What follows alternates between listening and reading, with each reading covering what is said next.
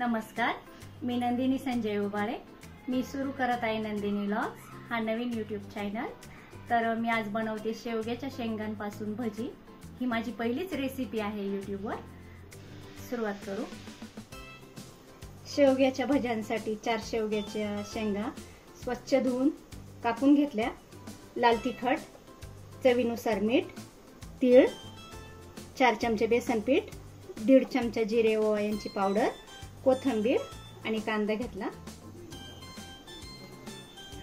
तर सर्वात प्रथम शेवग्याच्या शेंगा उकळी आलेल्या पाण्यात टाकल्या। त्याच्यात थोडंसं मीठ टाकते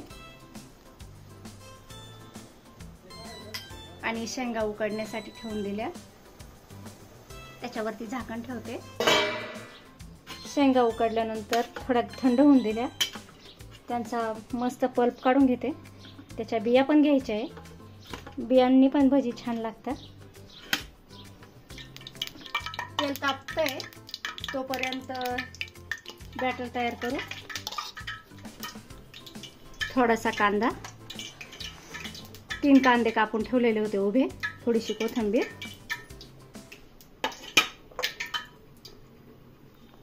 अर्धा चमचा जिरे ओवा पावडर, 1 चमचा लाल तिखट, अर्धा चमचा मीठ। मीठ कमी टाकायचं, शेंगा उकडताना पण आपण मीठ टाकलं होतं। 1 चमचा किंवा 2 चमचे तीळ आणि 5 चमचे बेसन पीठ। सर्व चांगलं असं नीट मिक्स करून घ्यायचं। पाण्याचा अजिबात वापर नाही करायचा आहे। तेल तापलंय आणि कांदा भजी आपण सोडतो ना तसेच सोडायचे, थोडे थोडे सोडायचे।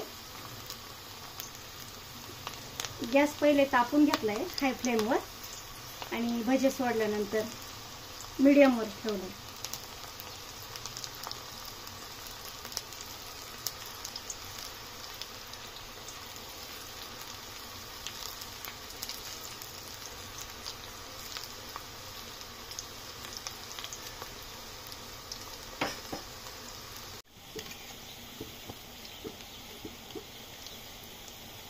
गॅस मीडियमच आहे।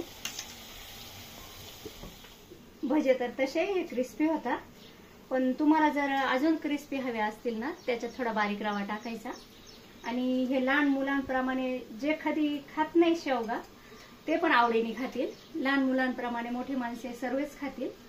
नक्की एकदा करून बघा। तर अशा प्रकारे मी शेवग्याच्या शेंगांपासून भजी बनवली। माझे मुलं कधी शेवग्याच्या शेंगा हा प्रकार खात नव्हते, पण जेव्हापासून शेवग्याच्या शेंगाची भजी बनवली मी तेव्हापासून ते भजी आवडीने खातात। तर कशी वाटली तुम्हाला माझी शेवग्याच्या शेंगांची भजी ही रेसिपी? आवडल्यास लाईक करा, चॅनलला सबस्क्राईब करा नंदिनी व्लॉग्स।